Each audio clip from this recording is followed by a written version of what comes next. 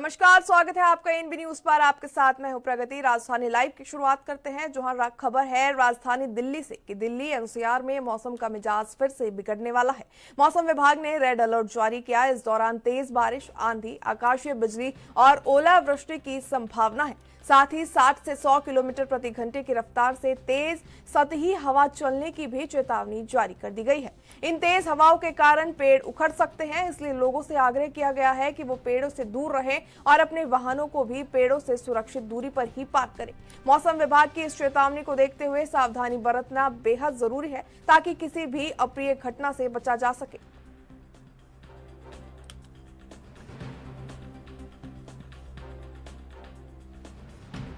Delhi NCR में मौसम का मिजाज एक बार फिर से बिगड़ता हुआ दिखाई देगा, क्योंकि मौसम विभाग ने रेड अलर्ट मौसम को लेकर जारी कर दिया है। इस दौरान तेज बारिश, आंधी, आकाशीय बिजली और ओलावृष्टि का भी अलर्ट जारी किया गया है। साथ ही 60 से 100 किलोमीटर प्रति घंटे की रफ्तार से तेज हवाएं चलने की चेतावनी जारी हो गई है। इन तेज हवाओं के कारण पेड़ उखड़ सकते हैं, इसलिए लोगों से आग्रह किया गया है कि वो आश्रय लेने के लिए पेड़ का उपयोग ना करें।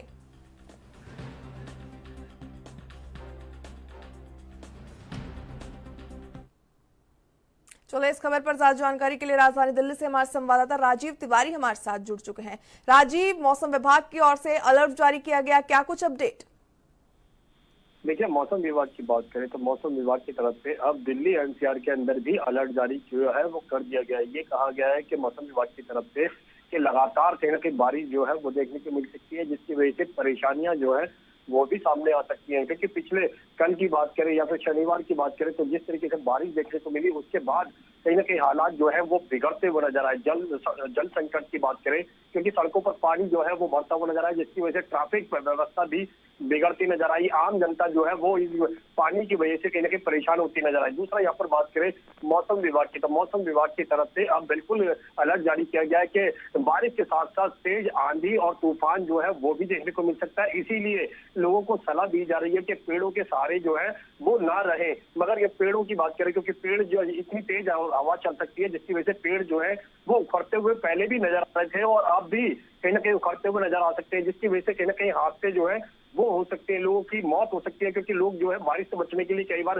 पेड़ों के नीचे खड़े हो जाते हैं या फिर अपनी गाड़ियां खड़ी कर देते हैं, जिसकी वजह से कहीं ना कहीं पेड़ गिरने के बाद कहीं ना कहीं उनकी मौत भी हो जाती है, गाड़ियों को नुकसान भी होता है। इसीलिए मौसम विभाग की तरफ से अब लोगों को जानकारी भी दी गई है। ये कहा गया है कि पेड़ों के सहारे जो है वो सुरक्षित ना रहे, क्योंकि लगातार कहीं ना कहीं स्थिति जो है वो बिगड़ती नजर आ सकती है। क्योंकि यहाँ पर बात करें आंधी तूफान जो है वो लगातार बढ़ सकता है और इसकी वजह से कहीं ना कहीं और बड़े हादसे जो है वो हो सकते हैं। मगर यहाँ पर बात करें, जिस तरीके से बारिश देखने को मिल रही है, उसकी वजह से कहीं ना कहीं लोगों के बीच में कहीं ना कहीं डर भी बनता नजर आ रहा है, क्योंकि सड़कों पर जल जवाब देखने को मिलता है। स्विमिंग पूल जो कहते हैं अंडर पास जो है वो स्विमिंग पूल बनते हुए नजर आते हैं, जिसकी वजह से गाड़ियां जो है या फिर कहे बसें तक जो है इन अंडर पास के अंदर डूबती हुई नजर आती है। चाहे वो मिंटो रोड का हो अंडर पास हो, आजाद मार्केट का अंडर पास हो या फिर आजादपुर मंडी का अंडर पास हो या फिर और अंडर पासों की बात करें, सभी जगहों पर स्थिति जो है वो बिगड़ी हुई है। इसी को लेकर निगम की बात करें तो निगम की तरफ से लाख दावे किए गए हों, मगर फिर भी कहीं ना कहीं सच्चाई जो है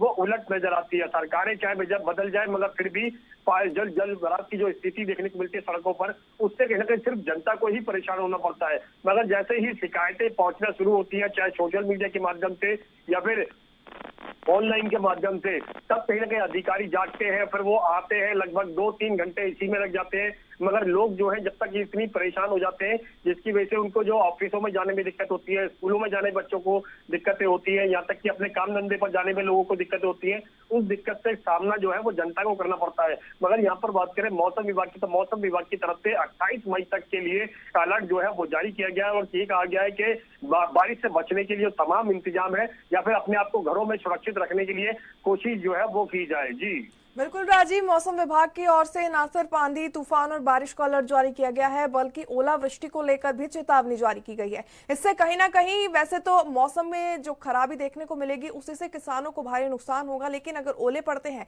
तो इसका किसानों पर किस तरीके से दुष्प्रभाव पड़ेगा?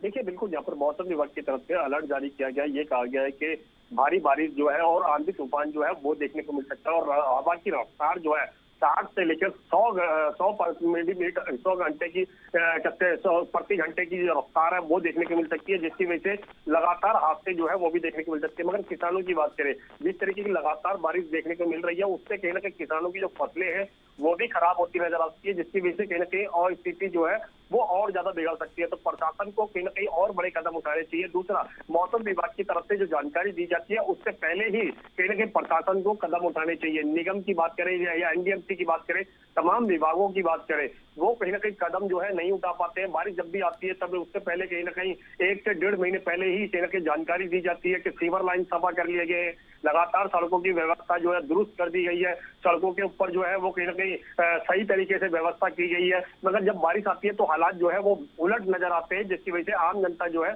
परेशानियों का सामना करती नजर आती है। सड़कों की हालत जो है इतनी खराब हो जाती है, जगह जगह गड्ढे बन जाते हैं, जिसकी वजह से कहीं ना कहीं लोगों को ये नहीं पता लगता कि गड्ढे किधर है पानी के अंदर और रास्ता किधर है। कई बार तो उन गड्ढों के अंदर लोग जो है वो गिर भी जाते हैं, गाड़ियां फंस जाती हैं, गाड़ियां गिर जाती है उनके अंदर, जिसकी वजह से नुकसान जो है वो आम जनता का होता है। मगर यहाँ पर बात करें प्रशासन की, तो प्रशासन बिल्कुल भी लगातार कहीं ना कहीं अभी भी सतर्क होता है नजर नहीं आता है, चाहे वो एमसीडी की तरफ से हो या फिर एनडीएमसी की तरफ से हो, पीडब्ल्यूडी की तरफ से हो, तमाम कोशिशें जरूर की जाती है, मगर वो कोशिश जो है वो आम जनता के लिए कहीं ना कहीं कैसे भी कारगर नहीं हो पाती है, जिसकी वजह से आम जनता को राहत मिल सके। और जब भी बारिश होती है तब कहीं ना कहीं भारी जाम का भी सामना करना पड़ता है, जिसकी वजह से ट्रैफिक पुलिस को भी कहीं ना कहीं दिक्कतों का सामना करना पड़ता है, क्योंकि उनको वो अपनी तरफ से ट्रैफिक को संभालने की पूरी कोशिश करते हैं, मगर जाम की वजह से या फिर क्या बारिश के पानी की वजह से लोग जो है वो काफी स्लो गति से चलने की कोशिश करते हैं, जिसकी वजह से कई बार हादसों से बचने की कोशिश की जाती है। मगर ट्रैफिक पुलिस जो है इसी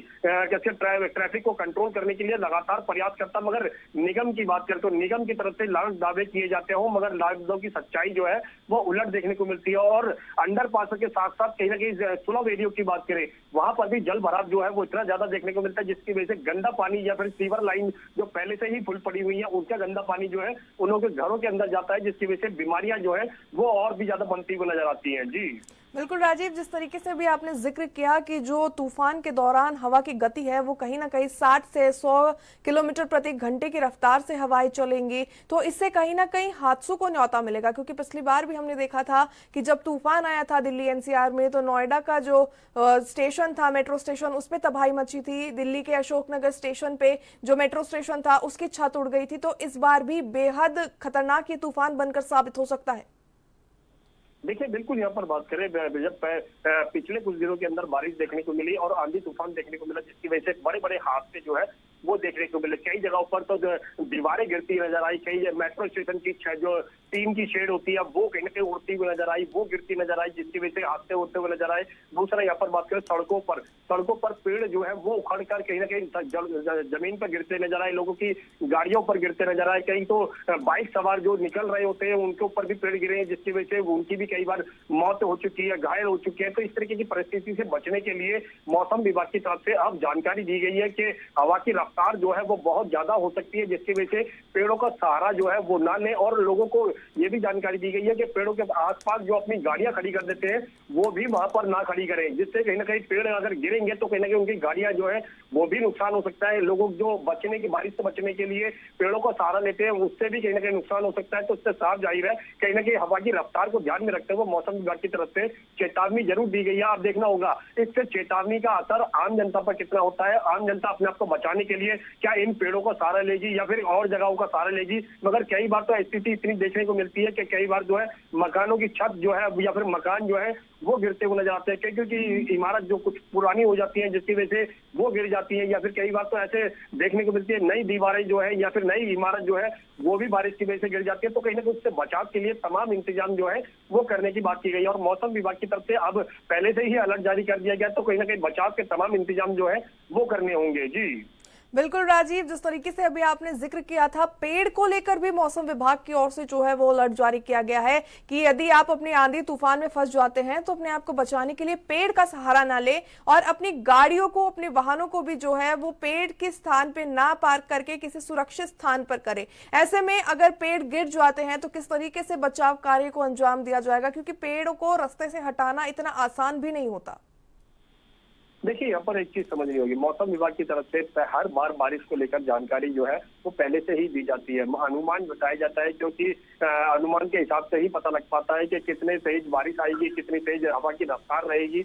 तो ये अनुमान के तौर पर बताया जाता है, मगर पहले से ही इसकी जानकारी जो है मौसम विभाग की तरफ से दी जाती है। मगर निगम की बात करें, क्योंकि सड़कों की हालत जो है वो खराब होती हुई नजर आती है, और यहाँ तक की बात करें सीवर लाइन की सफाई की, क्योंकि अगर सीवर लाइन की सफाई रहेगी तब कहीं ना कहीं सड़कों पर पानी के जल जमाव जो है वो कम से कम देखने को मिलेगा। क्या, क्योंकि पानी जो है सीवर लाइन के अंदर चला जाता है, मगर जब सीवर लाइन ही ओवरफ्लो रहेंगे तो कहीं ना कहीं सड़कों पर जो पानी है वो सीवर लाइन के अंदर नहीं जाता है, जिसकी वजह से जल जमाव जो है वो देखने को मिलता है। अंडर पासों की बात करें, तमाम अंडर पासों की हालत जो है वो बिगड़ जाती है, और जो मौसम विभाग की तरफ से जिस तरीके से जानकारी दी जाती है कि भारी बारिश हो सकती है, तो उससे कहने के तमाम इंतजाम जो है वो पहले से ही करने चाहिए। मगर यहाँ पर बात करें पेड़ों की, तो पेड़ जो है वो अब इतने ज्यादा कहीं ना कहीं महफूज नहीं माने जा रहे हैं, क्योंकि जिस तरीके से पिछले कुछ दिनों के अंदर लगातार देखने को मिले बारिश की वजह से, आंधी तूफान की वजह से पेड़ जो है वो जगह जगह गिरते हुए नजर आए, जिसकी वजह से लोगों की गाड़ियों को नुकसान होता नजर आया, लोगों को चोट भी नजर आई, और यहाँ तक कि लोग जो अपनी पेड़ों के नीचे गाड़ियां खड़ी कर देते हैं अपने आप को सुरक्षित रखने के लिए,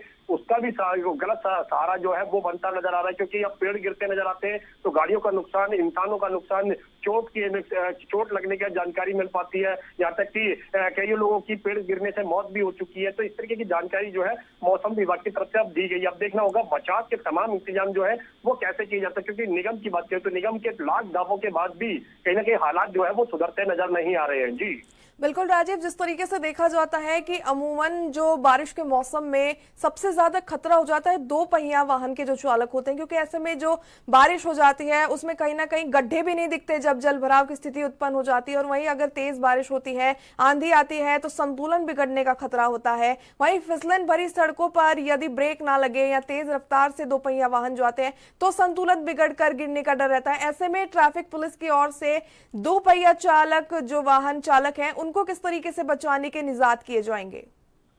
देखिए, यहाँ पर बात कर ले दो पहिया वाहनों की, तो यानी कि टू व्हीलर की और बाइकों की, तो लगातार कहीं ना कहीं ये बाइक या फिर क्या है टू व्हीलर जो है वो देखने को मिलते हैं, जिसकी वजह से कई बार हादसे जो है वो देखने को मिलते हैं, क्योंकि बारिश के बाद कहीं ना कहीं जल भराव की स्थिति बन जाती है, जिसकी वजह से कई बार फिसलन बन जाती है, जिसकी वजह से टू व्हीलर जो है, बाइक जो है वो फिसलती या फिर गिरती हुई नजर आती है। मगर यहाँ पर बात करें कि लोगों को चोट भी लगती है, या फिर कहें ये क्या है कि सड़कों पर जो जल जमाव की स्थिति बनती है उसके अंदर ये नहीं पता लग पाता गड्ढे किधर है, सीवर का गड्ढा किधर है, सड़कों पर गड्ढे कितने बन चुके हैं, जिसकी वजह से बाइक वाले जो है या फिर टू व्हीलर जो वाले जो है, स्कूटी वाले जो है वो इन गड्ढों के अंदर गिरते हुए नजर आते हैं। उनकी गाड़ियां इनके गड्ढों के अंदर कई बार तो पूरी की पूरी गिर जाती है, जिसकी वजह से बड़ा हादसा जो है वो भी हो जाता है। मगर फिर भी कहीं ना कहीं निगम की बात करें, पीडब्ल्यूडी की बात करें, उनकी तरफ से लाख दावे किए जाते हो, मगर फिर भी दावे जो है वो कहीं ना कहीं उलट देखने को मिलते हैं। सड़कों पर जल जमाव की वजह से इतनी ज्यादा दिक्कतें बन जाती हैं, जिसकी वजह से ट्रैफिक पुलिस को भी ये स्थिति को संभालने के लिए बहुत ज्यादा मशक्कत करनी पड़ती है। जगह जगह जाम की स्थिति देखने को मिलती है, चाहे वो सरोजनी नगर हो या फिर कहे आईटी हो, मिंटर रोड हो, या फिर इस तरीके के तमाम जगहों की बात करें, या फिर आजादपुर मंडी की बात करें, या फिर घंटों घंटों का जाम जो है वो भी लग जाता है, जिसकी वजह से ट्रैफिक पुलिस को बहुत ज्यादा मशक्कत जो है वो करनी पड़ती है। मगर यहाँ पर बात करें निगम की, तो निगम जब तक सीवरों की सफाई नहीं करेगा तब तक कहीं ना कहीं सड़कों पर जल जमाव जो है वो देखने को मिलेगा। मगर निगम की तरफ से लाख दावे किए जाते हैं, मगर फिर भी वो दावे जो है वो सिर्फ खोखले साबित होते हैं, यानी कि सिर्फ घोषणाओं के तौर पर देखने को मिलते हैं, और ग्राउंड लेवल पर अधिकारी जो है वो नहीं उतरते हैं। तो इसीलिए कहीं ना कहीं निगम को पहले तैयारी करनी होगी, निगम को ही सबसे ज्यादा निकलना होगा, ताकि लोगों की जो परेशानियां बनती है जल जमाव की वजह से या फिर सड़कों पर हालात जो बिगड़ते हैं उसको लेकर तैयारियां जो है या फिर कहे पहले से ही कदम उठाने चाहिए। मगर बारिश की वजह से कहीं ना कहीं हालात बिगड़ते हैं, मौसम विभाग की तरफ से चेतावनी जारी की जाती है, मगर फिर भी निगम की तरफ से तैयारियां जो है वो पूरी देखने को नहीं मिल पाती हैं। जी बिल्कुल राजीव, जिस तरीके से हमने देखा था कि अभी 2 दिन पहले जो आंधी तूफान आया था उसमें मिंटो ब्रिज जो अंडरपास है उसमें एक गाड़ी के डूबने की खबर आई थी।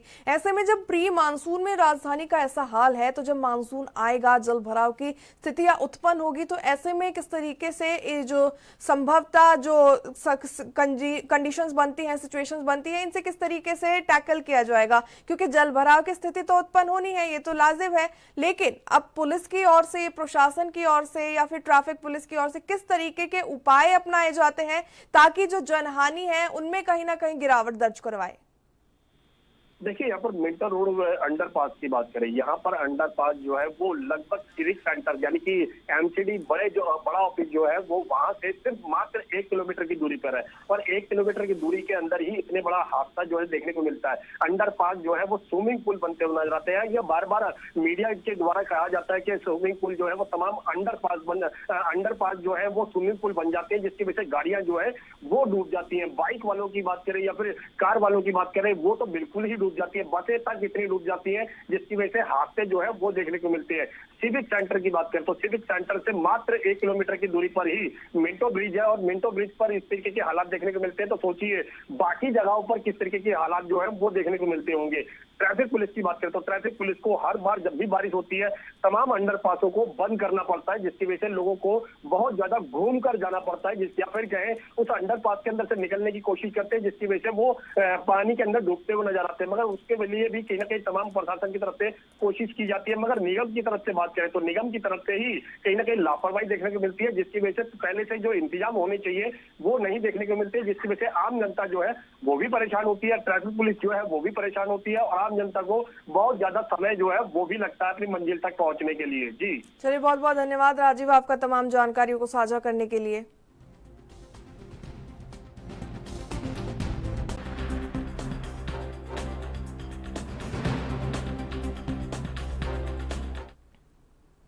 उत्तर प्रदेश के मुख्यमंत्री सीएम योगी आदित्यनाथ आज लोक भवन में बेसिक शिक्षा विभाग की नई योजनाओं का शुभारंभ करेंगे। इस अवसर पर सत्र 2025-26 के लिए छात्रों को डायरेक्ट बेनिफिट ट्रांसफर के माध्यम से धनराशि भेजी जाएगी। इसके अलावा 38 कंपोजिट मॉडल विद्यालयों और 67 अभ्युदय कंपोजिट विद्यालयों का भी शिलान्यास किया जाएगा। बेसिक शिक्षा को और अधिक सशक्त बनाने के लिए 5258 विद्यालयों में आईसीटी लैब स्थापित की जाएंगी, तो वहीं 503 विद्यालयों में डिजिटल लाइब्रेरी की भी स्थापना होगी।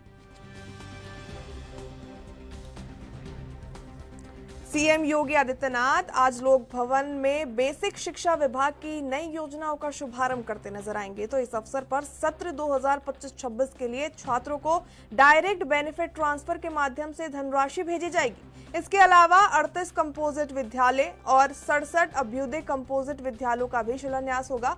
तो वहीं बेसिक शिक्षा को और अधिक सशक्त बनाने के लिए 5258 विद्यालयों में आईसीटी लैब स्थापित की जाएंगी, जिसके साथ ही 503 विद्यालयों में डिजिटल लाइब्रेरी की भी स्थापना की जाएगी। देखिए, आज के इस आधुनिक युग में जहां दुनिया एआई से कदम मिलाकर चल रही है, ऐसे में उत्तर प्रदेश के मुख्यमंत्री उत्तर प्रदेश के विद्यालयों में जो है वो डिजिटल लाइब्रेरी का शिलान्यास करेंगे, शुभारंभ करेंगे। किस तरीके से छात्रों को इसका लाभ मिलेगा, तो वहीं सत्र 2025-26 के लिए छात्रों के अकाउंट में पैसे भी ट्रांसफर किए जाएंगे। धनराशि का जो भी अमाउंट बनता है वो ट्रांसफर किया जाएगा।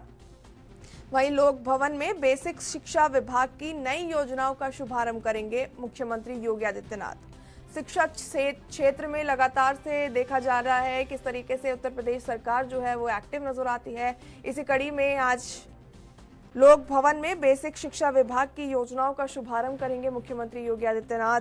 इस दौरान 38 कंपोजिट मॉडल विद्यालयों और 67 अभ्युदय कंपोजिट विद्यालयों का भी शिलान्यास होगा। तो वहीं सत्र 2025-26 के लिए छात्रों के अकाउंट में धनराशि को भी ट्रांसफर किया जाएगा। तो वहीं बेसिक शिक्षा को और अधिक सशक्त बनाने के लिए 5258 विद्यालयों में आईसीटी लैब स्थापित होंगी, जिसके साथ 503 विद्यालयों में डिजिटल लाइब्रेरी की भी स्थापना की जाएगी।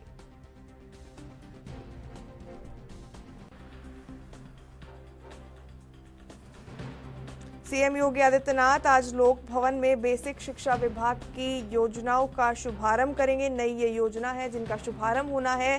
तो इस अवसर पर सत्र 2025-26 के लिए छात्रों को डायरेक्ट बेनिफिट ट्रांसफर के माध्यम से धनराशि भेजी जाएगी, यानी उनके अकाउंट में डायरेक्ट ट्रांसफर किया जाएगा वो जितना भी अमाउंट बनता है।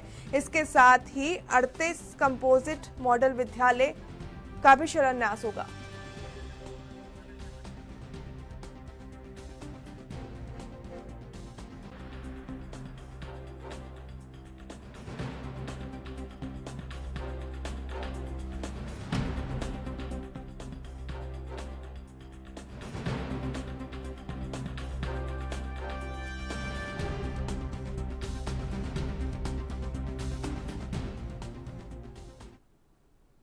चलिए, इस खबर पर ज्यादा जानकारी के लिए उत्तर प्रदेश की राजधानी लखनऊ से हमारे संवाददाता जितेंद्र चौहान हमारे साथ जुड़ चुके हैं। जितेंद्र, शिक्षा विभाग में लगातार एक्टिव मोड में नजर आती है योगी सरकार। इसी कड़ी में आज महत्वपूर्ण कदम उठाया जा रहा है, नई योजनाओं का शुभारंभ करेंगे मुख्यमंत्री योगी आदित्यनाथ। क्या कुछ जानकारी इस पूरे मामले को लेकर?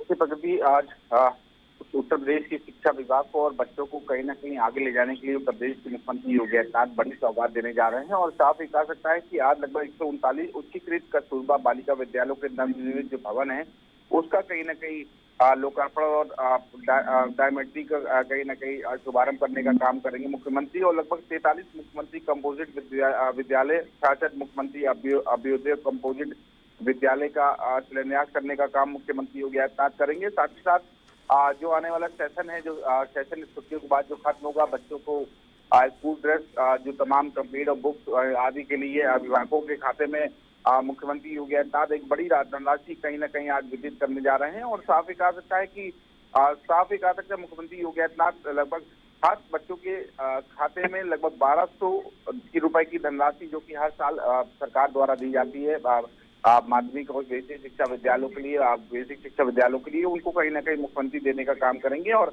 साफ ही कहा सकता है कि ये अभिभावकों के खातों में डीबीटी के माध्यम से जाएगा। साथ ही ये कहा सकता है कि मुख्यमंत्री अपने हाथों से कहीं ना कहीं उसको डीबीटी के माध्यम से ट्रांसफर करने का काम करेंगे। और समस्त परिस्थिति उच्च प्राथमिक एवं कंपोजिट विद्यालय में समर कैंप जो नवाचार है उसका कहीं ना कहीं शुभारंभ करने का काम किया जाएगा। और कहीं ना कहीं स्कूलों को हाईटेक करने के लिए मुख्यमंत्री योगी आदित्यनाथ जो बात कहा सकता है कि एआई के माध्यम से उनको हाईटेक करने के लिए पूरी तरह से कोशिश की जा रही सरकार द्वारा। और एआई के माध्यम से ही स्कूलों विद्यालयों पर नजर रखने का काम किया जाएगा। साथ ही समर कैंप की जो इस बार व्यवस्था है, जो कि अभी तक प्राइवेट स्कूलों में व्यवस्था देखने को मिलती थी, और इस बार समर कैंप के माध्यम से बच्चों को अपनी ओर आकर्षित करने के लिए और बच्चों को कहीं ना कहीं विद्यालयों में, जो सरकारी विद्यालय उसमें एडमिशन कराने के लिए, उसमें रुचि देने के लिए इस तरह का तमाम जो प्रयास है सरकार का, वो शुरू करने जा रही है। आज समर कैंप की व्यवस्था होगी। सरकार समर कैंप के माध्यम से बच्चों को अपनी ओर आकर्षित करेगी और प्राथमिक और उच्च स्तरीय जो बच्चे हैं उनको कहीं ना कहीं विद्यालय में ये इस तरह की व्यवस्था रखने का काम किया जाएगा। तो पूरी तरह से कहा सकता है कि जो सुरक्षा कह सकते हैं कि जो तमाम जो शिक्षा व्यवस्था है उसको उच्चीकरण करने के लिए सरकार पूरी तरह से कटिबद्ध नजर आ रही है।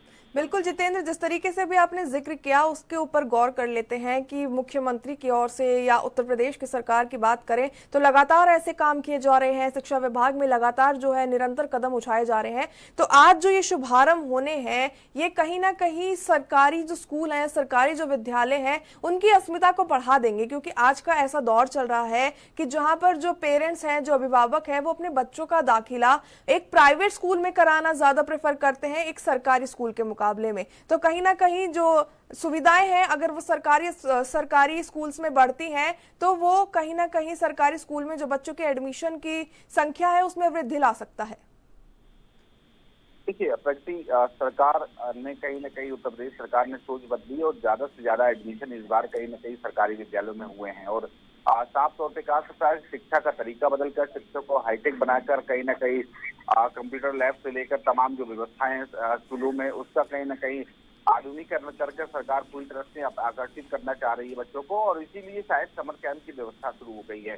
बच्चों को डीबीटी के माध्यम से हर साल जो सरकार स्कूल ड्रेस, और क्योंकि लगातार ये देखने को मिलता था प्रगति की जो पिछले कुछ सालों में बड़ा घोटाला होता था, ड्रेस घोटाला, मोजे घोटाले, इस तरह की तमाम जो व्यवस्था है बच्चों की ड्रेस में घोटाले, अब सरकार उनके खातों में कहीं ना कहीं सीधा पैसा देने का काम करे, बच्चों को हाईटेक बने। बच्चों को जो बात आपने कही कि जो अभिभावक है, जो छोटे से छोटा अभिभावक है, वो प्राइवेट स्कूलों में बच्चों को पढ़ाना चाहता है। और शायद इसी सोच को बदलने के लिए सरकार, मुख्यमंत्री योगी आदित्यनाथ की सरकार और शिक्षा विभाग मिलकर एक अच्छा काम कर रहा है। और इसी में माध्यम से हाईटेक लाइब्रेरी की, एआई के माध्यम से जो लाइब्रेरी है वो कहीं ना कहीं बनाई जाएगी, जिससे बच्चों को अच्छी शिक्षा मिल सके। अभ्युदय कोचिंग, जो कि सरकार की अच्छी पहल है, जो बच्चे अपना सपना नहीं पूरा कर पाते थे आईएएस अधिकारी बनने का या अलग अलग अधिकारी बन के और बड़े अधिकारी नहीं बन पाते थे, उनको एक शिक्षा में बड़ी कह सकते हैं कि कठिनाइयों का सामना करना पड़ता। सरकार ने अभ्युदय कोचिंग की शुरुआत की। अभ्युदय कोचिंग के माध्यम से जो तमाम जो आईएएस प्रदेश में, वो आईएएस कहीं ना कहीं शिक्षा देने का काम करते हैं और उनको आगे ले जाने का काम करते हैं।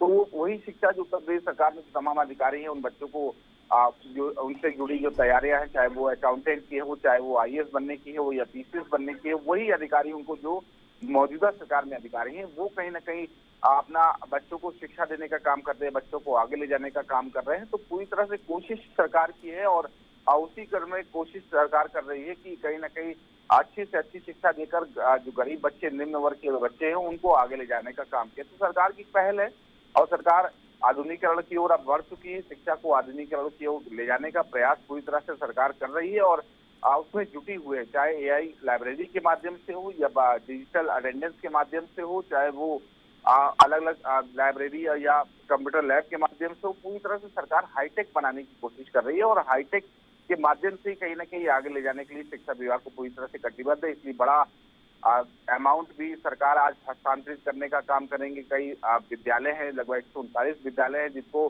कंपोजिट विद्यालय है और साथ ही साथ उसमें कह सकते हैं कि अभ्युदय कोचिंग के भी सेंटर हैं, उनको कहीं ना कहीं आप खोलने का शिलान्यास करने का काम सरकार करने जा रही है, जिससे शिक्षा बेहतर हो, शिक्षा आगे जा सके। बिल्कुल जितेंद्र, सत्र 2025-26 के लिए छात्रों को डायरेक्ट बेनिफिट ट्रांसफर के माध्यम से धनराशि भी भेजी जाएगी। इसको लेकर क्या कुछ जानकारी है, साझा कीजिए।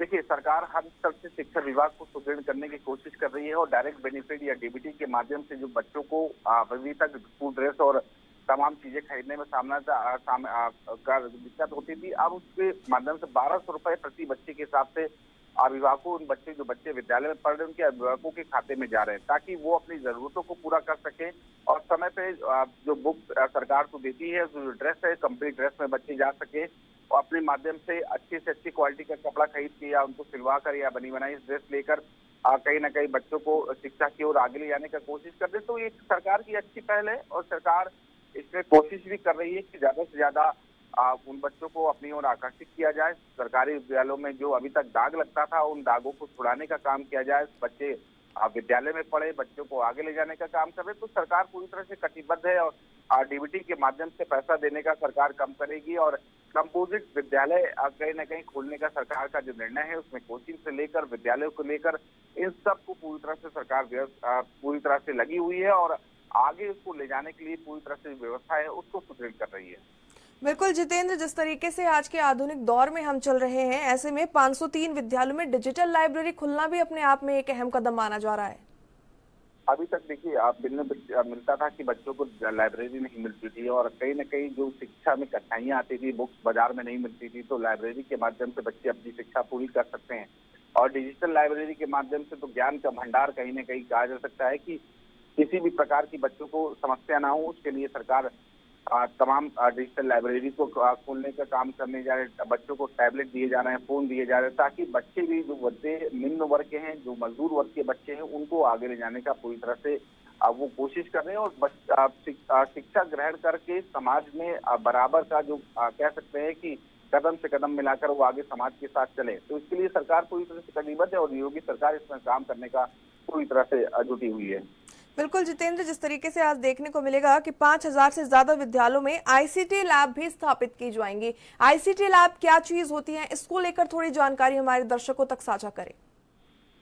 देखिए, डिजिटल लाइब्रेरी है और कहीं ना कहीं डिजिटल लाइब्रेरी के माध्यम आईसीटी जो लाइब्रेरी है वो पूरी तरह से डिजिटल और हाईटेक होगी और कहीं ना कहीं उसमें तमाम जो शिक्षाओं की कठिनाइयां जो बच्चों को आती थी, बुक से संबंधित, सब्जेक्ट से संबंधित, उसमें कोई कहीं ना कहीं इस पूरी लाइब्रेरी में व्यवस्थाएं सुनिश्चित की जाएगी और कहीं ना कहीं जो व्यवस्थाएं है उसमें बच्चों को आधुनिकीकरण से जोड़कर, हाईटेक तरीके से जोड़कर, जो तमाम जो कठिनाइयां आती थी या टीचर्स का सपोर्ट नहीं मिलता था, तो इस लाइब्रेरी के माध्यम से बच्चों को एक बड़ा विस्तार चीजें जो समझने की चीजें मिलेगी, जिस भी विषय में इनको कठिनाइयां या होगी, उन सब चीजों में ये विस्तार से पूरी लाइब्रेरी उसमें कहीं ना कहीं दर्शाने का काम करेंगे। जो कॉन्सेप्ट होता है वो बच्चों का क्लियर होगा, खुद भी वो शिक्षा ग्रहण कर सकते हैं और कहीं ना कहीं जो कॉन्सेप्ट होगा, जो सब्जेक्ट से या किसी टॉपिक से उनको संबंधित परेशानी होगी, उसको पूरी तरह से सुदृढ़ किया जाएगा इस लाइब्रेरी के माध्यम से। चलिए, बहुत बहुत धन्यवाद आपका तमाम जानकारियों के लिए। राजधानी लाइव में फिलहाल वक्त हो चला एक छोटे से ब्रेक का, जल्द वापस लौटते हैं।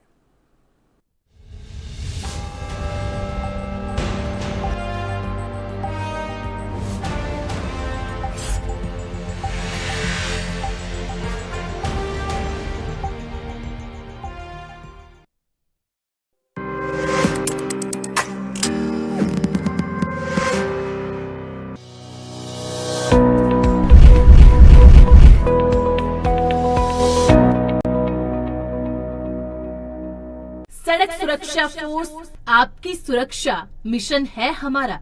आइए इसे सफल बनाएं। सड़क सुरक्षा फोर्स के साथ कदम से कदम मिलाएं। इस योजना की शुरुआत 27 जनवरी 2024 को जालंधर से की गई थी, जो अब तक निरंतर जारी है। इसका उद्देश्य पंजाब में राष्ट्रीय और राज्य राजमार्गों पर सड़क सुरक्षा और यातायात प्रबंधन को बढ़ाना है। यह एसएसएफ देश में पहली फोर्स है जो राष्ट्रीय और राज्य राजमार्गों पर यातायात के नियमों का पालन करते हुए जनता की सुरक्षा के लिए कार्य करती है। नमस्कार, मैं हूं आराध्या। मैं पंजाब सरकार का बहुत बहुत धन्यवाद करना चाहती हूं क्योंकि उन्होंने सड़क सुरक्षा फोर्स का गठन किया है। इससे लोगों को काफ़ी फ़ायदा मिल रहा है। जी हाँ, अगर सड़क पर कोई भी दुर्घटना होती है, एक्सीडेंट होता है, तो आप तुरंत 112 नंबर पर कॉल कर उनको बुला सकते हैं। ये पंजाब सरकार का एक बहुत ही अच्छा कदम है। इस योजना से दुर्घटनाओं के कारण होने वाली मौतों में 48.10% की कमी देखी गई। सड़क सुरक्षा फोर्स सड़की हादसे घटाने का सब तो बढ़िया साधन है। जो कोई ट्राली ट्राला कोई गड्डी खराब हुई खड़ी है जो सड़क पे पुलिस रहूगी, हर 30 किलोमीटर के रेडियस एक गड्डी ਤੁਹਾਨੂੰ मिलूगी तो कंट्रोल होगी स्पीड। एसएसएफ सड़क सुरक्षा फोर्स। यह बल राज्य के 4100 किलोमीटर के राष्ट्रीय और राज्य राजमार्गों पर जीवन की सुरक्षा के लिए प्रतिबद्ध है। इस नई फोर्स में 144 हाईटेक वाहन और 5000 कर्मचारी शामिल हैं। सड़क दुर्घटनाओं की दर को नियंत्रित करने और हर साल हजारों जानें बचाने का काम करता है। सड़क सुरक्षा फोर्स, आपकी जीवन की सुरक्षा के लिए।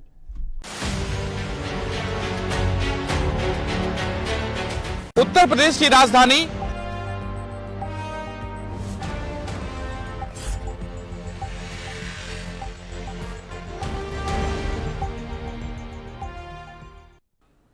ब्रेक के बाद एक बार फिर से आप सभी का स्वागत है। राजधानी लाइव को आगे बढ़ाते हैं। राजधानी नई दिल्ली में प्रधानमंत्री नरेंद्र मोदी की अध्यक्षता में मुख्यमंत्री परिषद की बैठक में समान नागरिक संहिता यानी यूसीसी पर प्रस्तुतिकरण दिया गया। उत्तराखंड के मुख्यमंत्री पुष्कर सिंह धामी ने बताया कि प्रधानमंत्री मोदी और केंद्रीय गृह मंत्री के कुशल नेतृत्व में उत्तराखंड देश का पहला राज्य बन गया है जिसने अनुच्छेद 44 की भावना को मूर्त रूप से हुए समान नागरिक संहिता को लागू कर दिया है। उन्होंने कहा कि यूसीसी के तहत आवेदन प्रक्रिया को जन सामान्य के लिए अधिक सुलभ और सरल बनाने के लिए एक पोर्टल और समर्पित मोबाइल ऐप भी विकसित किया गया। इसके अलावा ग्राम स्तर पर 14,000 से अधिक कॉमन सर्विस सेंटरों को भी इस प्रक्रिया से जोड़ा गया है। ये कानून महिला सशक्तिकरण, सामाजिक समरसता और न्याय की दिशा में एक महत्वपूर्ण कदम है। डिजिटल और भौतिक नेटवर्किंग के माध्यम से मात्र 4 महीने में राज्य भर से लगभग 1.5 लाख से अधिक आवेदन मिल चुके हैं और लगभग 98% गांवों से इसके लिए आवेदन मिल रहे हैं, जो जनता के व्यापक समर्थन को दर्शाता है।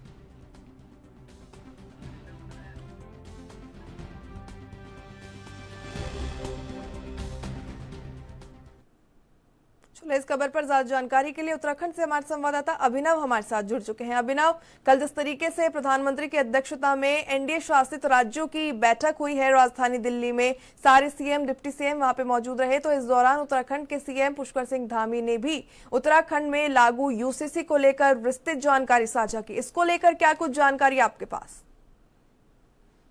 बिल्कुल प्रगति, अगर बात करें तो राज्य में जो है समान नागरिक संहिता को आमजन का अगर भरपूर समर्थन भी प्राप्त हो रहा है। और अगर बात करें तो कहीं ना कहीं जिस तरह से समान नागरिक संहिता राज्य में लागू हुई है तो 4 माह के अंदर ही अब तक 1.5 लाख से अधिक जो व्यक्ति हैं उनका विवाह के पंजीकरण हुए हैं और आवेदन भी आ चुके हैं। और अगर बात करें तो राज्य के 98% गांवों से भी इसके लिए विभिन्न प्रकार के पंजीकरण के भी जो है आवेदन आ चुके हैं और यूसीसी की जो है मजबूत व्यवस्था राज्य सरकार ने बनाई है। इसके अलावा अगर बात करें तो मुख्यमंत्री पुष्कर सिंह धामी ने जो है रविवार को नई दिल्ली में भी जो है प्रधानमंत्री नरेंद्र मोदी की अध्यक्षता में अगर बात करें तो कहीं ना कहीं जो बैठक थी मुख्यमंत्री आयोग की उसको लेकर लगातार जिस तरह से जो परिषद की बैठक थी उसमें उन्होंने जो है समान नागरिक संहिता को लेकर भी जो है जिस तरह प्रस्तुतिकरण भी दिया है। और अगर बात करें तो कहीं ना कहीं उन्होंने कहा भी है कि जो समान नागरिक संहिता उत्तराखंड में लागू हुई है तो एक इसके लिए भी एक जो है मजबूत व्यवस्था वहां पर बनाई गई है। और अगर बात करें तो प्रक्रिया को जो है जन सामान्य के लिए भी जो है अधिक सुलभ और सहज बनाया जाएगा। इसको लेकर लगातार जो है सरकार कार्य भी कर रही है। और अभी तक अगर बात करें तो 4 माह के अंदर अंदर 1.5 लाख से जो है अधिक आवेदन भी आ चुके हैं। और अगर बात करें तो पोर्टल पर जो है ये आवेदन आए हैं। और अगर बात करें कहीं ना कहीं इस जगह जो ऐप है उससे भी विकसित हुआ है समान नागरिक संहिता। और बात करें तो जन सुविधा केंद्रों को भी जो है इसके लिए लगातार बढ़ाया जा रहा है ताकि जितने भी विवाह को लेकर या फिर लिव इन को लेकर जो रजिस्ट्रेशन अभी और होने हैं उसमें किसी तरह की कोई दिक्कत ना आए। और जो लोग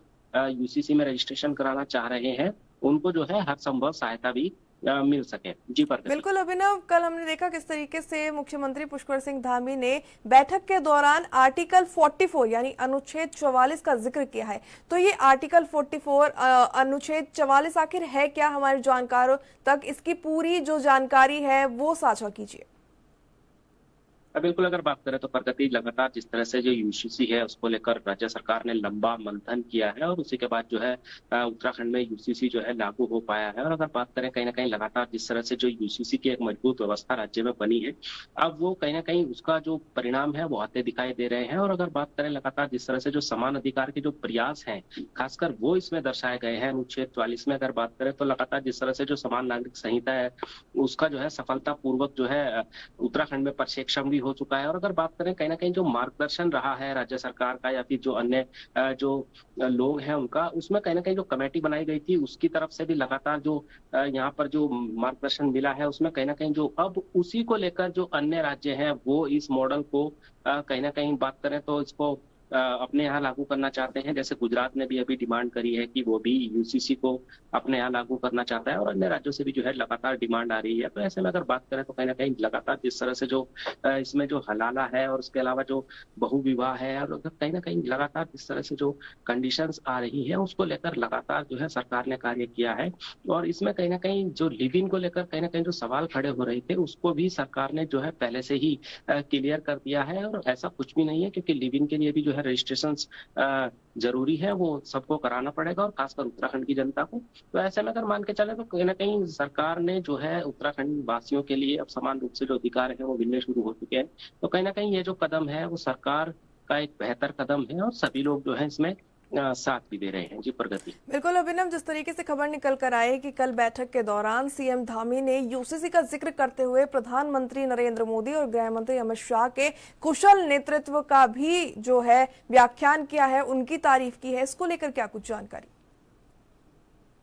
बिल्कुल, अगर बात करें तो कहीं ना कहीं जिस तरह से जो मुख्यमंत्री हैं उन्होंने जरूर इसमें प्रधानमंत्री नरेंद्र मोदी का जिक्र किया है और उनकी तारीफ भी की है। जिस तरह से लगातार जो एक ड्रीम विजन था मुख्यमंत्री का कि यूसीसी को जो है उत्तराखंड में लागू करेंगे और तमाम जद्दोजहद के बाद फिर कमेटी ने जो है इसको पास करा। और जिस तरह से मुख्यमंत्री को भी प्रधानमंत्री ने शाबाशी दी है कि आपने जो है बेहतर काम किया है राज्य के लिए। तो ऐसे में मान के चल सकते हैं कि लगातार जिस तरह से जो समान नागरिक संहिता को लेकर एक राज्य ने मील का पत्थर भी साबित कर दिखाया है, क्योंकि उत्तराखंड जो है पहला राज्य बन चुका है देश के अंदर यूसीसी लागू करने वाला और उसी की तर्ज पर जो है अब अनेक राज्य इस मॉड्यूल को फॉलो करने वाले हैं। और प्रधानमंत्री ने भी जो है विशेष तौर पर जो उत्तराखंड के मुख्यमंत्री हैं पुष्कर सिंह धामी, उनको भी विशेष तौर पर बधाई दी है कि उन्होंने भी जो है इसमें सराहनीय कार्य किया है। साथ ही साथ जो इसमें कमेटी निर्धारित की गई थी यूसीसी को लेकर उनका भी जो है इसमें सराहनीय प्रयास रहा है, क्योंकि एक लंबी जद्दोजहद के बाद यूसीसी उत्तराखंड में लागू हो पाया है और समान रूप से जो अधिकार हैं चाहे वो किसी भी वर्ग के हों सभी लोगों को जो है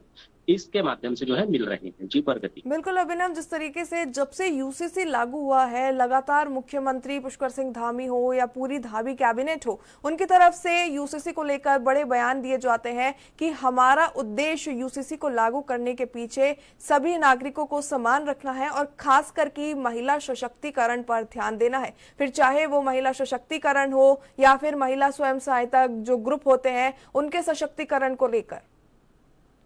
बिल्कुल, अगर बात करें तो कहीं ना कहीं सरकार ने जो है सभी वर्गों का यूसीसी को ध्यान में रखते हुए इसका आंकलन भी किया है। और अगर बात करें तो महिला सशक्तिकरण हो या फिर अन्य जो विभाग हैं, उन सभी को जो है इसमें समाहित किया है। और खासकर लगातार जिस तरह से जो इस ऐप को बनाने का उद्देश्य है वो यही है कि जो उत्तराखंड के लोग हैं वो उनको समान रूप से जो है अधिकार मिल सके और वो जो है अपने जो उनका अधिकार है उसका उपयोग कर सकें। क्योंकि अभी तक जो है देखा जा रहा था कि कुछ लोगों को जो है वो अधिकार नहीं मिल पा रहे थे जिसके वो हकदार थे। तो अब जो है सरकार ने इस व्यवस्था को लागू कर दिया है और अभी तक अगर बात करें तो लगभग 4 माह हो चुके हैं उत्तराखंड में यूसीसी को लागू हुए और अभी तक 1.5 लाख से ज्यादा जो है आवेदन आ चुके हैं। और अगर बात करें सबसे ज्यादा आवेदन जो है वो विवाह पंजीकरण के आए हैं। और अगर बात करें तो लिव इन को लेकर भी लगातार जो है लोग इसमें रुचि दिखा रहे हैं और लोग लगातार इसमें जो है अपने रजिस्ट्रेशन कर रहे हैं।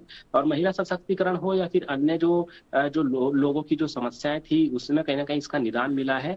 लगातार जो है सरकार इस ओर कार्य भी कर रही है और लगातार जिस तरह से मुख्यमंत्री ने कहा भी है कि जो CSC सेंटर्स हैं वहां पर भी यूसीसी की व्यवस्था को बढ़ाया जाएगा ताकि किसी को भी कोई दिक्कत ना हो। और लगातार जो यूसीसी में रजिस्ट्रेशन करने वाले लोग हैं कहीं ना कहीं वो आगे आ रहे हैं, उनका जो है उनकी दिलचस्पी भी यूसीसी को लेकर लगातार जो है बनी हुई है। और अगर बात करें जो कुप्रथाएं थी, जो समाज में कुप्रथाएं थी या फिर महिलाओं के खिलाफ जो अभी तक जो ऐसे जो कह सकते हैं कि जो पीड़ित थी या फिर उनको जो है समान रूप से अधिकार मिलना जो है शुरू हो चुका है। और कहीं ना कहीं वो भी इस कानून का जो है जमकर जो महिलाएं हैं वो सराहना कर रही है। जी चलिए, बहुत बहुत धन्यवाद आपका तमाम जानकारियों को साझा करने के लिए अभिनव।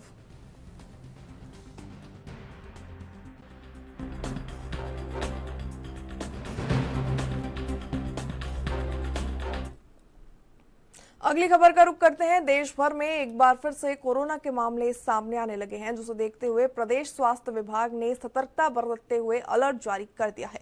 मेडिकल कॉलेजों और जिला अस्पतालों को निर्देश दिए गए हैं कि वे कोविड-19 और इन्फ्लुएंजा से संभावित मामलों को रोकने के लिए तैयार रहे। विभाग की ओर से एडवाइजरी जारी कर अस्पतालों को टेस्टिंग बढ़ाने, कड़ी निगरानी रखने और जरूरी व्यवस्थाएं सुनिश्चित करने को भी कहा गया। ऐसे में अस्पतालों में बिस्तरों की उपलब्धता, oxygen supply, ventilator, oxygen concentrator, PSA संयंत्रण और जरूरी दवाओं की व्यवस्था पहले से ही दुरुस्त करने के लिए भी निर्देशित कर दिया गया है। तो साथ ही सभी स्वास्थ्य संस्थानों को इन्फ्लुएंजा जैसी बीमारी और गंभीर तीव्र श्वास संबंधन संक्रमण के मामलों की नियमित रिपोर्टिंग के आदेश भी जारी कर दिए। पुष्ट कोरोना और इन्फ्लुएंजा मामलों की रिपोर्टिंग के लिए L फॉर्म का उपयोग अनिवार्य कर दिया गया है। वहीं कोविड सैंपलों को संपूर्ण जीनोम अनुक्रमण के लिए प्रमाणित लैब में भेजने के निर्देश भी दिए गए ताकि संक्रमण की सटीक जानकारी मिल सके। चलिए, इस खबर पर ज्यादा जानकारी के लिए टीना ठाकुर, हमारे हिमाचल के ब्यूरो चीफ, हमारे साथ फोन लाइन पर जुड़ चुकी है।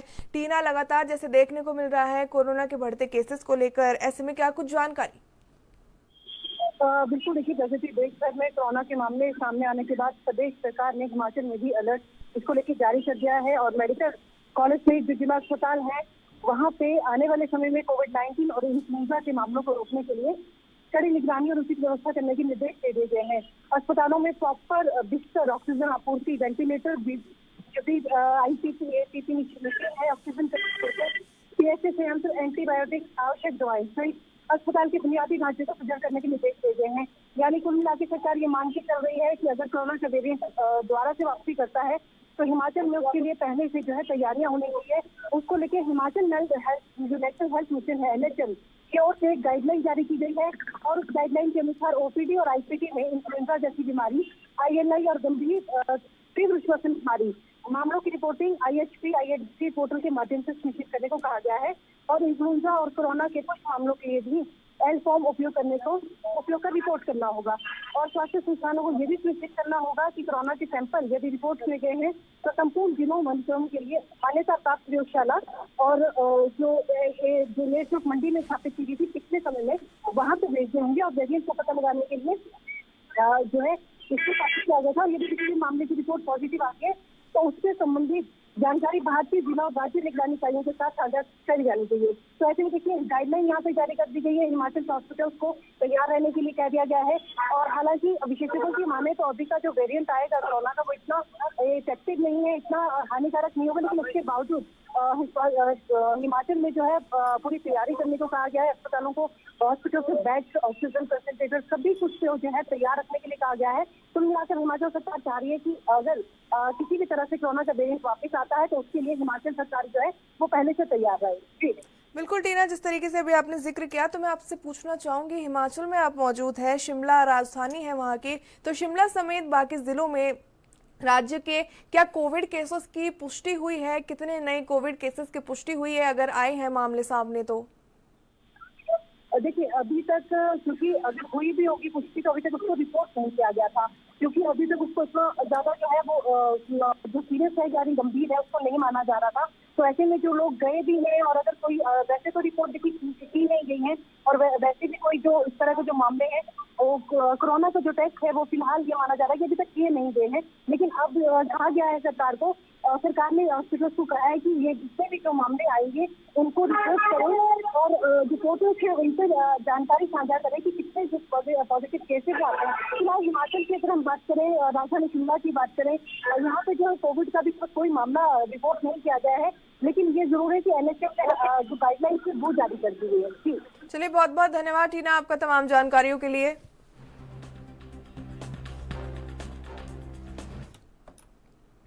अगली खबर में बढ़ते हैं, जहां देश में फिर से कोरोना की चिंता बढ़ने लगी है। नए कोविड-19 वेरिएंट की एंट्री से लोगों में डर और सतर्कता देखने को मिल रही है। कई राज्यों में कोरोना के नए मामले तेजी से बढ़ते नजर आए। बेंगलोर में एक संक्रमित व्यक्ति की मौत की खबर ने स्थिति को और भी ज्यादा गंभीर कर दिया। तो वहीं महाराष्ट्र के ठाणे में भी पिछले 24 घंटों में कोविड के 43 नए मामले दर्ज किए गए, जहां एक युवक की कोरोना संक्रमण के कारण मौत भी हो गई। तो ऐसे में स्वास्थ्य विभाग ने सभी सतर्क रहने और कोविड प्रोटोकॉल का पालन करने की अपील की है ताकि संक्रमण को फैलने से रोका जा सके।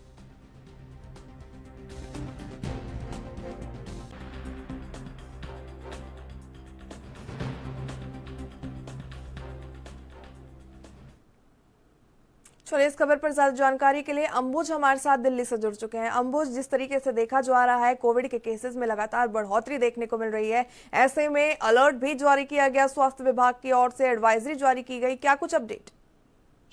जी, तो जिस तरीके से बात की है कि कल स्वास्थ्य मंत्रालय की एक बैठक हुई, उस बैठक में ये देखा गया है कि जो अभी कोरोना जो वायरस देश भर में जिसके मामले बढ़ रहे हैं वो आगे कितना खतरनाक हो सकता है, इसको लेकर के स्वास्थ्य मंत्रालय ने पूरी तरीके से देशवासियों को यही कहा है कि सावधानी बरतने की आवश्यकता है। लेकिन अभी तक जो कोरोना का जो वायरस का जो अटैक हो रहा है, जो नए वेरिएंट आए हैं, उससे माइल्ड इन्फेक्शन हो रहा है। अभी तक इतना कोई सीरियस वाली स्थिति नहीं है। और इसके अलावा भी WHO के साथ साथ स्वास्थ्य मंत्रालय की पूरी तरीके से इस पर नजर बनी हुई है कि आगे अगर कोई ऐसे केसों में बढ़ोतरी होती है या सीरियस होता है तो कहीं ना कहीं इस चीज को लेकर के स्वास्थ्य मंत्रालय पूरी तरीके से एक्टिव नजर आ रहा है।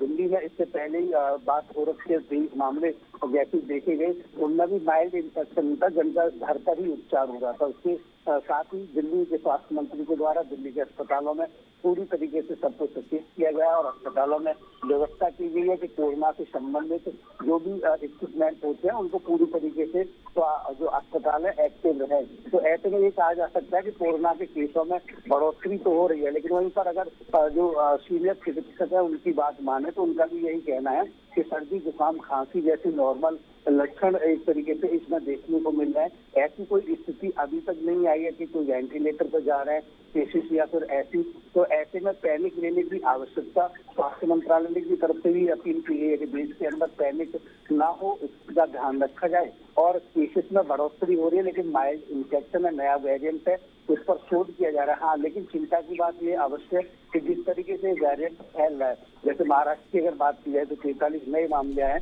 वहीं पर केरल की बात की है, कर्नाटक की बात की है, जहाँ पर लगातार मामलों में बढ़ोतरी देखने को मिल रही है। तो ऐसे में कहीं ना कहीं स्वास्थ्य मंत्रालय की अपील आवश्यक है, भीड़ भाड़ वाली जगह पर जाने से बचें अगर जा भी रहे। और इसके अलावा अगर बात की जाए केरल, कर्नाटक की, तो तमिलनाडु की, तो वहाँ पर अपनी तरफ से मास्क अनिवार्य भी कर दिया। सार्वजनिक स्थलों पर आप जा रहे हैं तो मास्क लगाना अनिवार्य है।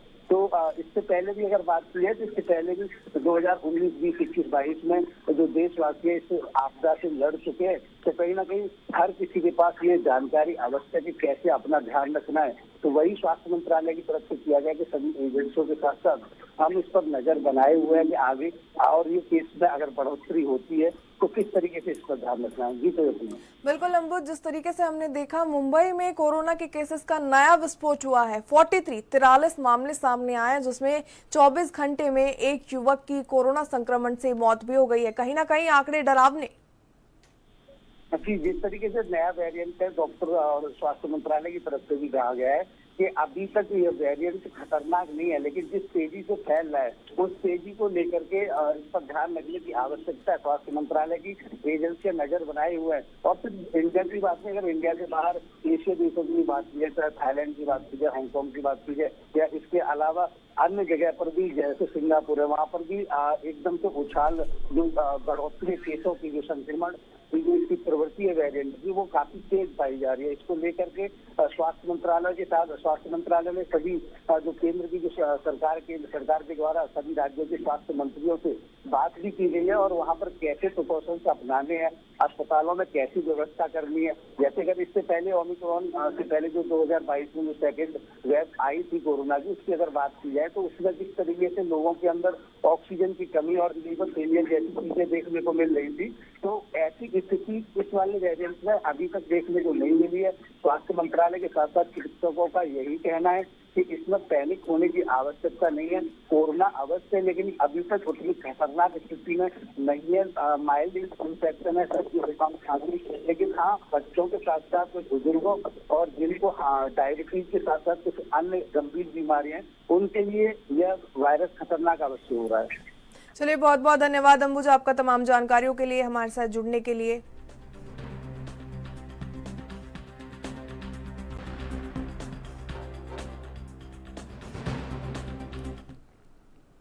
पंजाब राज्य में भीषण गर्मी का कहर जारी है और मौसम विभाग ने आने वाले 3 दिनों के लिए हीट वेव का अलर्ट जारी कर दिया है। 24 और 25 मई को प्रदेश के कई हिस्सों में तेज गर्मी के साथ साथ 40 से 50 किलोमीटर प्रति घंटे की रफ्तार से धूल भरी हवाएं चलने और कहीं कहीं बारिश की भी संभावना जताई है। मौसम विभाग के मुताबिक आज मौसम का मिजाज बदलने की उम्मीद है और अगले 4 दिनों तक तेज हवाओं के साथ बारिश होने की भी संभावना जताई गई है। इससे पहले बुधवार शाम को तेज आंधी और बारिश के कारण वीरवार को तापमान में 4.6 डिग्री की गिरावट दर्ज की गई, जिससे पारा सामान्य से लगभग 2.5 डिग्री नीचे चला गया। बठिंडा और अबोहर से सबसे अधिक 42.5 डिग्री तापमान रिकॉर्ड किया गया, तो वहीं लुधियाना और पटियाला में न्यूनतम तापमान भी सामान्य से नीचे दर्ज हुआ है। देखिए किस तरीके से पूरे पंजाब में जो है अलर्ट जारी किया गया है मौसम विभाग की ओर से कि अगले 3 दिन तक आंधी बारिश का दौर चल सकता है, तो वहीं कहीं हीट वेव को लेकर भी अलर्ट जारी किया गया है। ऐसे में बुधवार को भी आंधी बारिश का दौर देखा गया था, जिसके बाद तापमान में गिरावट दर्ज की गई थी और अब एक बार फिर से अगले 3 दिन के लिए जो है बारिश की चेतावनी जारी की गई।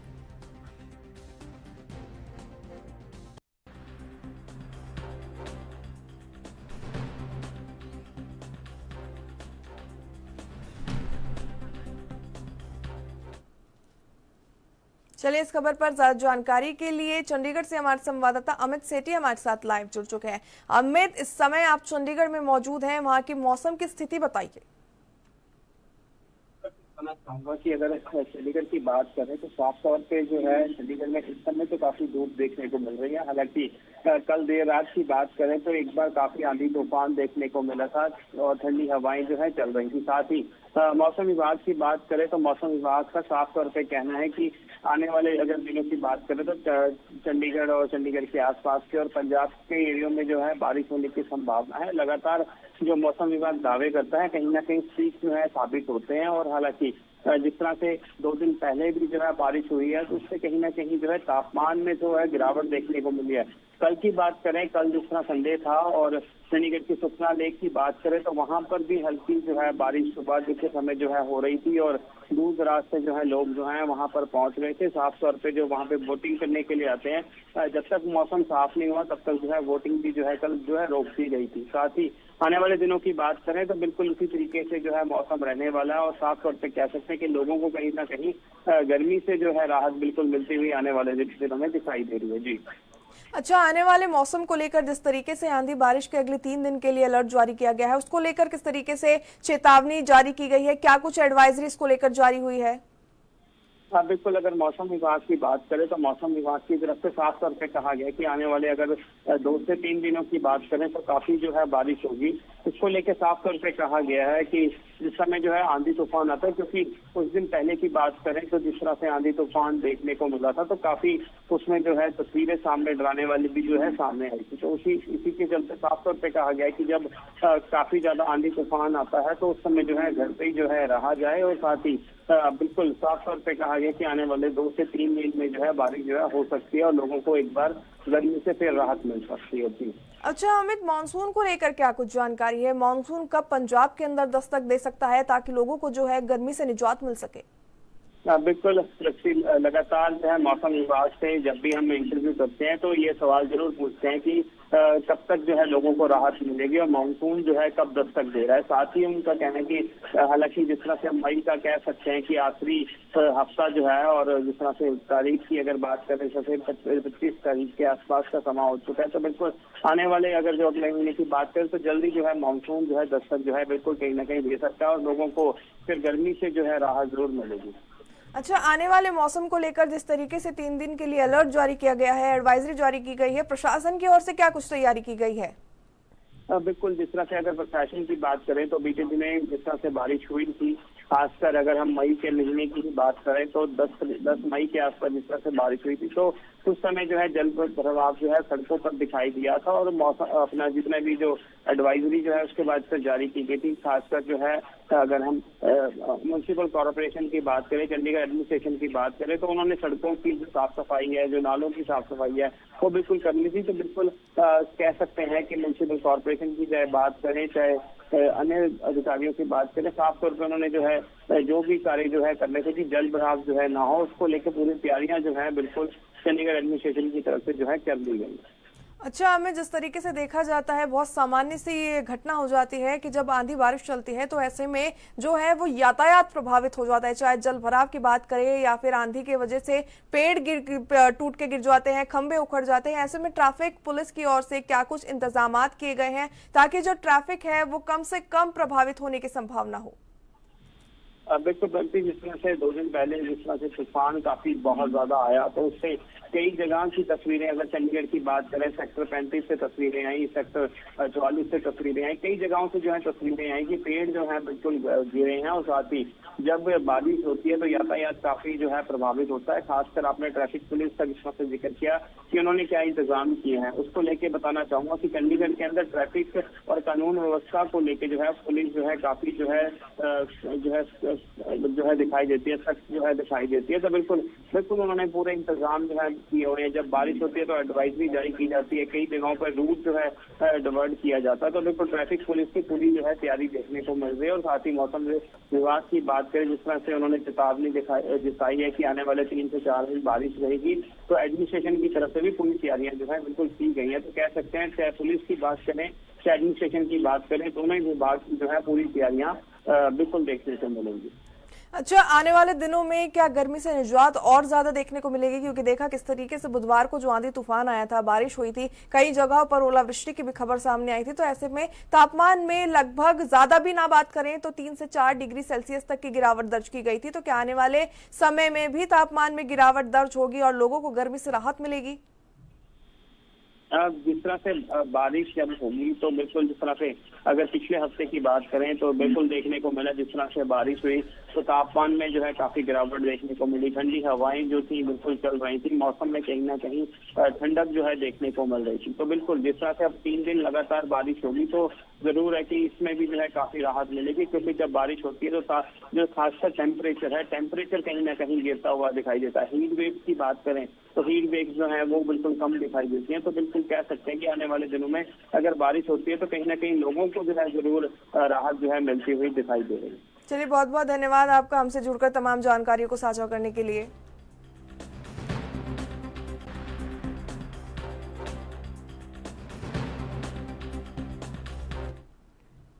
चलिए, राजधानी लाइव में फिलहाल के लिए मेरे साथ इतना ही। मुझे दीजिए इजाजत और देखते रहिए एएनबी न्यूज। नमस्कार।